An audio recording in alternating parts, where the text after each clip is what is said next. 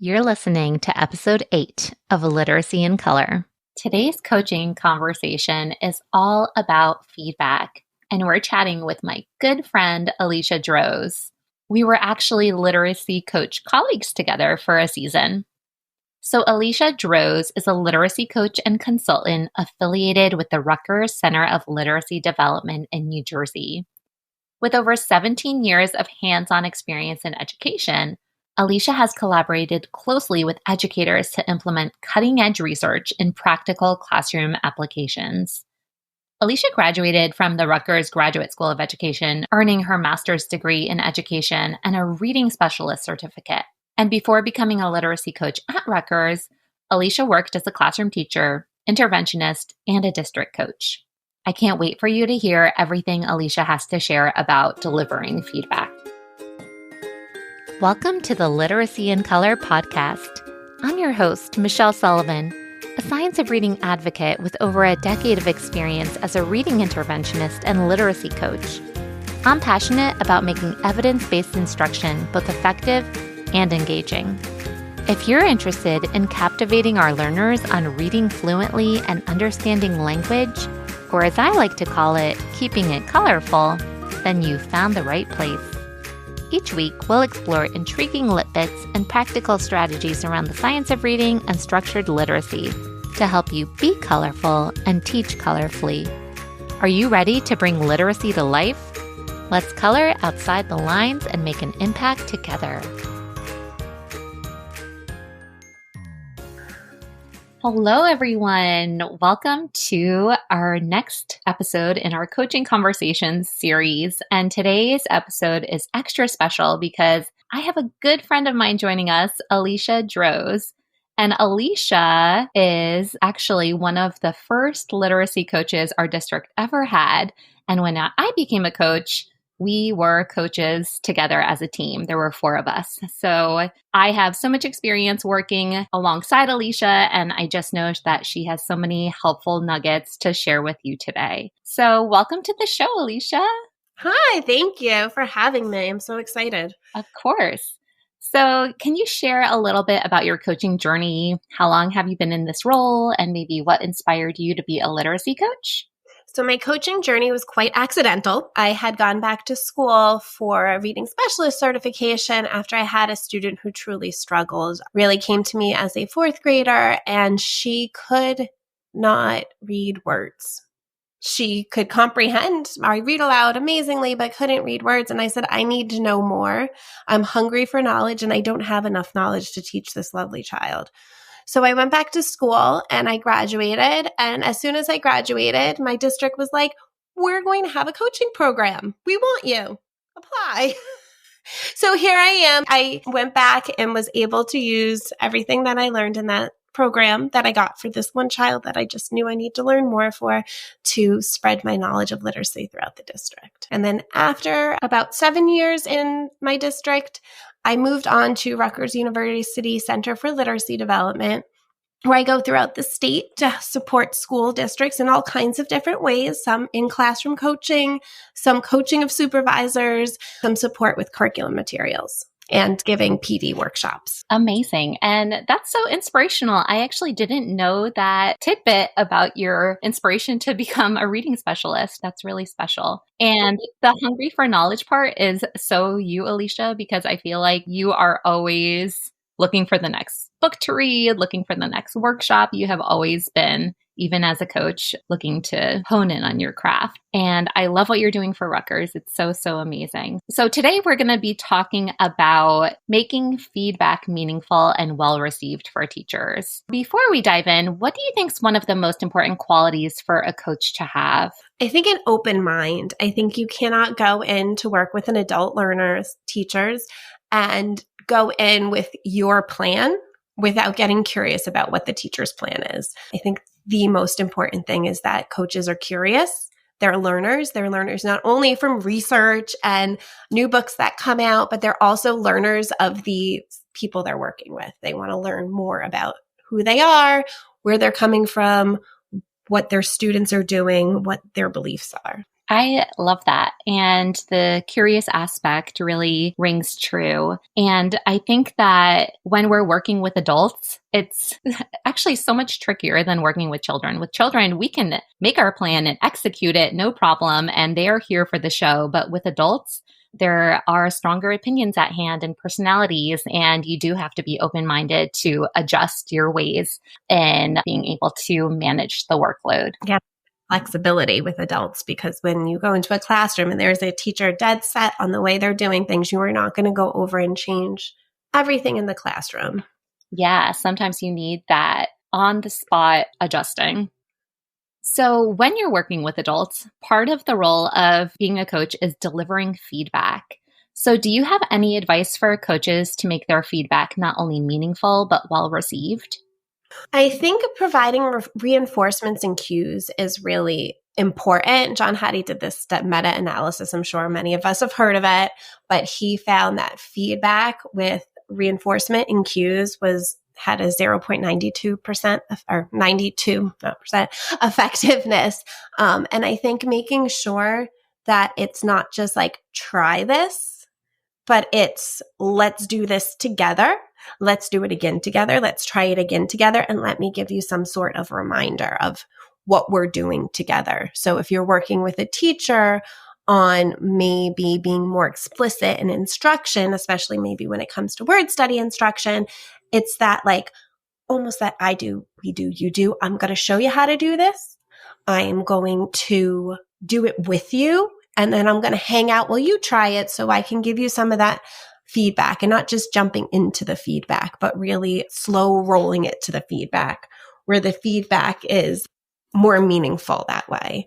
I also think that received word you said is so very important, because sometimes that feedback is sent.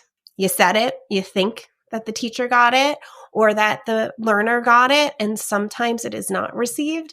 So I think making sure that your message was received, you can always have that conversation, right? You can ask, okay, now that we've worked towards this, can you tell me where you're going to go next? How are you going to use this learning we just did together tomorrow in your classroom? Because sometimes when the teacher gives the response, you'll be like, oh, that's not what I said. Yeah, you always have to make sure that it's heard properly, because, misinterpretation can lie anywhere. And oh gosh, I remember our first year coaching together, we would joke about John Hattie being our research boyfriend, right? We love going back to John Hattie all the time. Always refer back to John Hattie. So I love that reinforcement piece, and that gradual release model is tried and true for everyone. It's tried and true for our students. It's tried and true for our teachers, and making sure that we're not just sending a message, but we're guiding teachers with the feedback and being able to implement that feedback in their classrooms, seeing what it looks like in action, and making sure that it's lasting by following up with them too. So I love that tip. So how do you ensure that your feedback is specific and actionable?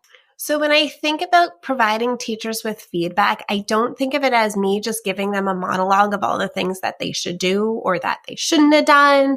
I think of it as more of a conversation where I talk to the teachers and we say, what were you doing? Like, where were you going with this instruction?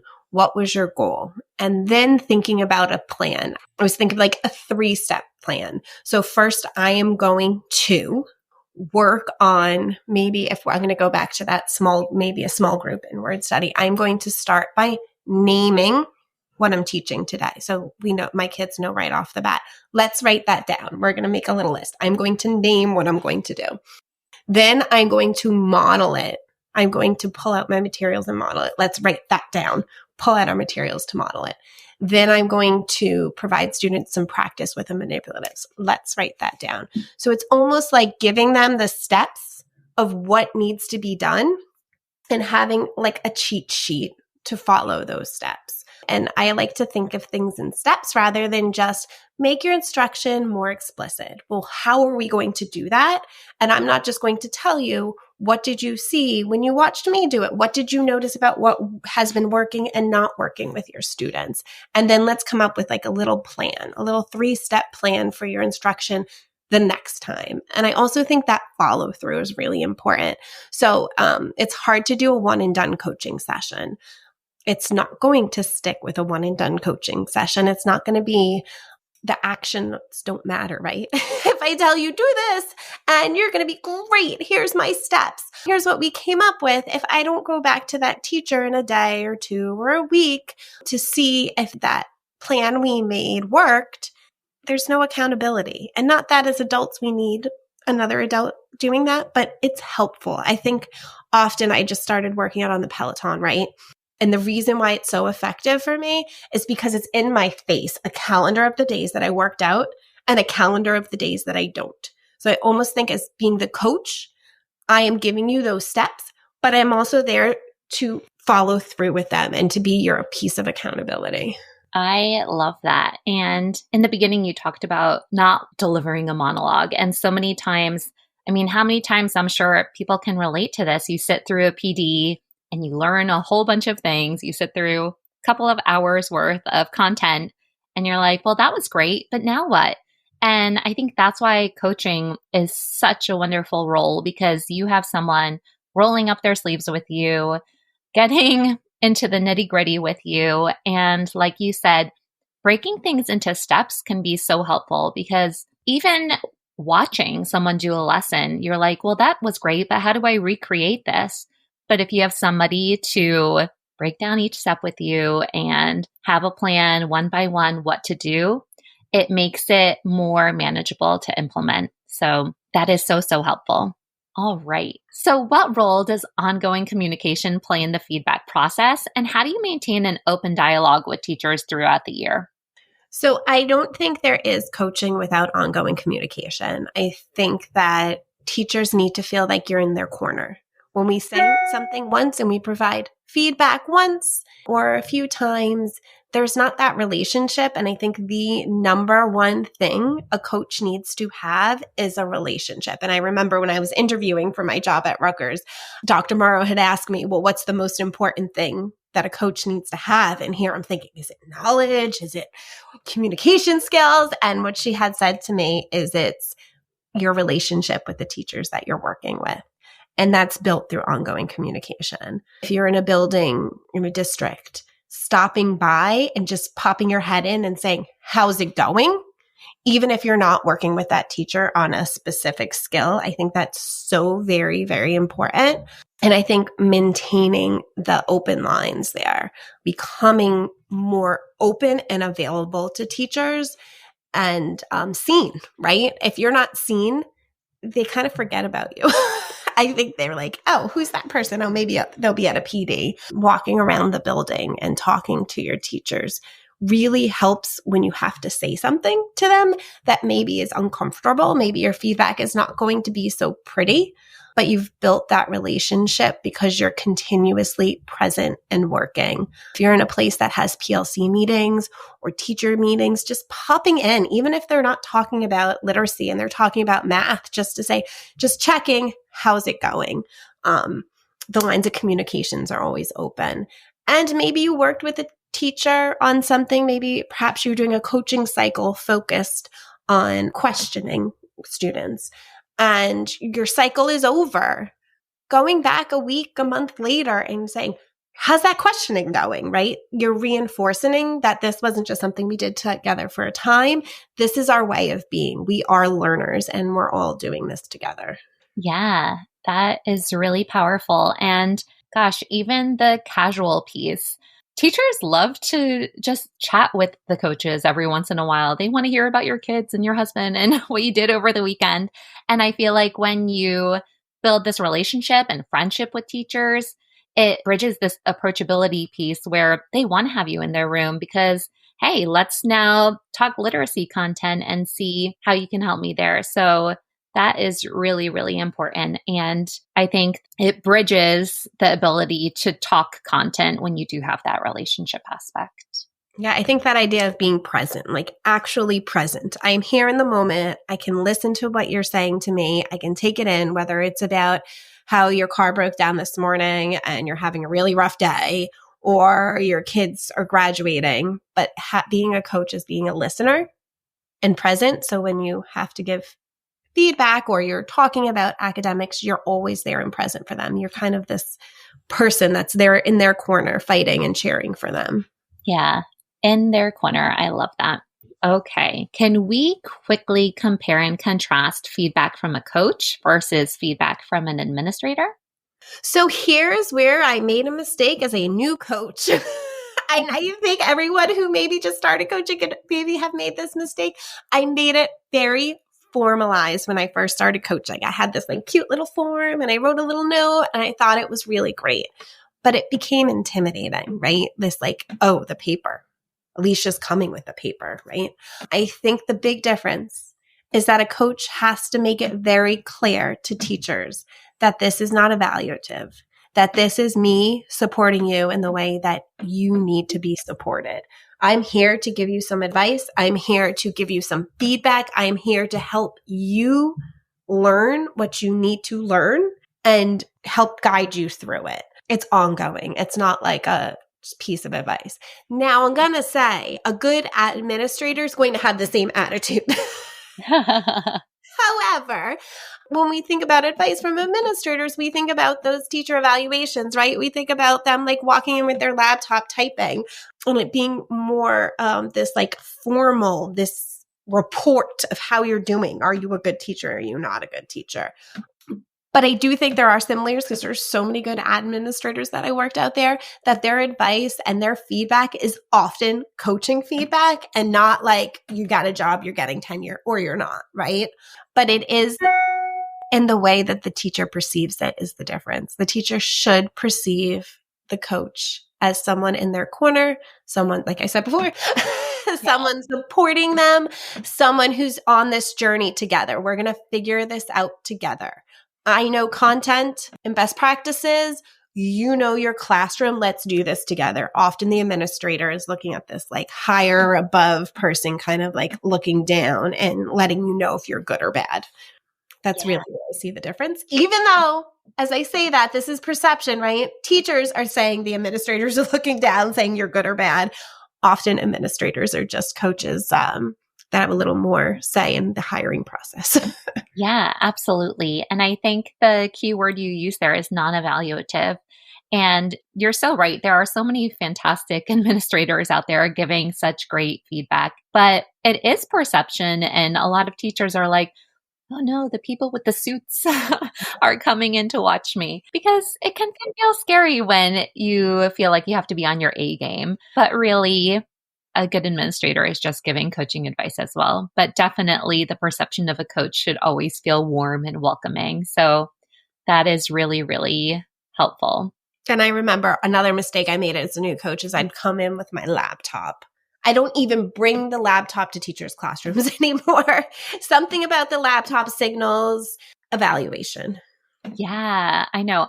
And I always loved just walking in with a notebook and my Post-its and my Flair pens. And that is like more lighthearted too. And the teachers are like, ooh, what are we going to make today together? All right. So if you were in a situation where feedback was met with resistance or defensiveness from a teacher, what would you do or recommend? So I'm going to tell you what I did that was wrong the first time I met it. And then I'm going to tell you how I grew, because like I said before, it's about growing, right? Learning, hunger for knowledge, that like idea that I have to learn from my mistakes. So the first time I was a brand new coach, I may have been coaching like 4 months, and I went in to model a read aloud lesson, and the teacher had booked me and I was so excited. So I had the kids come to the carpet, and the teacher says to me, well, the kids cannot come to the carpet. They fool around. And I said, but I want to make it a more intimate environment. She goes, well, you do what you want to do, right? So then I continued the lesson and I had them with pencils, and she's like, they're going to stab each other. And I'm like, watch what I do so they don't stab each other. And then at the end of the lesson, the teacher had said to me, well, you can come in here and do whatever you want because you're here one time and this is a one-shot deal. So that entire coaching session where I provided what I thought was good feedback and not just got lost, right? The teacher was not ready for what I had come to give, right? She was not ready to receive the coaching I was providing. She had her defense mechanism up. The wall was up, nothing's coming in. Even with good intentions. Even with good intentions, that wall was up before I think I even entered the room. And I had continued to give her feedback. What I should have done is I should have seen that the wall was up, right? That the defense mechanism was there. So no matter what I did in that moment, it wasn't going to be received. I should have taken a step back. I should have thought about what can I help this teacher with? As a new young coach, I got defensive. I was like, well, what I'm doing is right. What you're doing is wrong, right? And then I got upset. And then she started yelling at me. And then I got even more upset. So I think knowing who you're working with, that's like I said before, when you had asked about the ongoing communication, had I spoken to that teacher before I entered her classroom, I think I would have realized that defenses were up, right? I think I would realize that I couldn't just go in there and model a lesson. I think the most important thing before you give feedback is to know who you're giving feedback to, right? Know the personalities, know how it's going to be received, and know who's ready for what. I don't think you can go in and just give feedback to a teacher. I think you need to be curious, learn about if you know there's someone not ready for feedback, right? Think about what's making them not ready, right? This had been a teacher had been teaching a long time, and what was making her not ready was what she does worked. Why was the administration saying it didn't work, right? So when you're going in to give feedback, I think you need to learn the teacher and learn why they're doing what they're doing. So you tell me how you're doing this lesson works. So let's jot this down just so I know for sure, right? Okay. And then let me tell you back what you just said. Then I'm going to go in with some more questions before I jump into the feedback. That is huge. And even as you were saying, like the wall was up, I'm thinking in my head, like, this is a great analogy for coaching. If somebody's wall is up, you're throwing those little literacy nuggets at them and it's not being received, right? It's coming right back at you. So your job as a coach is to figure out, how can I break this wall down brick by brick and be able to get through so that things will stick?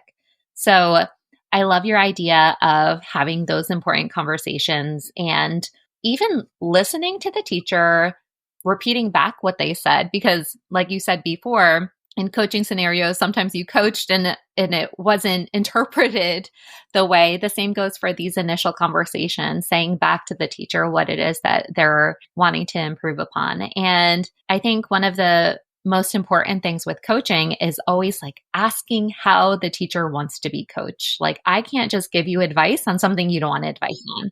So we need to figure out how to get through to teachers in a way that's helpful for them. And coaching is so specific on individuals, and what works for one teacher isn't going to work for another teacher. And you have to be flexible. And it's like this communication game. You become an analyzer of people.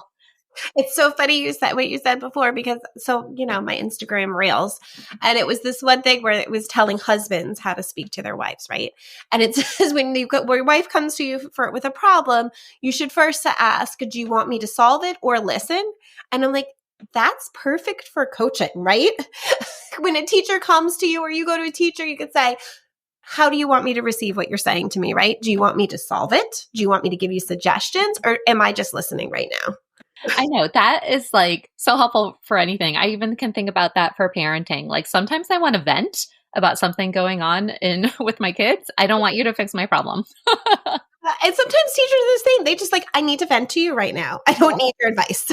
Exactly. So let's take that advice for all areas of our life. Thank you, Instagram. There you go. So Alicia, do you have any final encouragement or advice for coaches in terms of delivering meaningful feedback, or even for teachers maybe on receiving feedback? I think it's just that idea of coming in with an open mind, getting curious, ask questions, not to jump to judgment. Let me ask what's happening, what's going on first. Let me be this curious learner of this classroom environment before I jump in and just try to coach. I think for teachers, it's also give your coach feedback. Receive the feedback and think about what your coach is saying. Yeah. Literacy coaches or coaches in general are very open people because we know what it's like to give and receive feedback constantly. So it's nice when a teacher says to you, hey, remember when we did this? Can you please next time, just watch what I do before you jump into the feedback? I think coaching is not a one-way street, and I don't think feedback is a one-way street. I think we have to think about feedback as reciprocal and something that coaches and teachers do together. We're making that a poster. Coaching is not a one-way street. That is really, really helpful. So we are wrapping up this episode. I'm asking every literacy coach joining us a just for fun question. What are your 3 top must-have tools that you think every literacy coach should have in their coaching toolkit? So my first thing is so funny. It's something I got the first year ever coaching. It's this gold zip pencil case that zips up, right? And it says life is good on it. I don't know why that life is good matters, but in it, I keep a couple Sharpies, a couple Flair pens, Post-its of different sizes, little reference sheets that I might need. And I have to tell you, every time I enter a classroom, that gets unzipped and used. Even if it's just to hand a student a pencil that doesn't have one or a pen. But having those things in a little bag handy that I just kind of carry everywhere has been a lifesaver for me. Yeah, it's like the Mary Poppins coaching bag. Yes, everything's in there that I could possibly need in the moment because, there's a lot you could do with a Post-it and a Flair pen.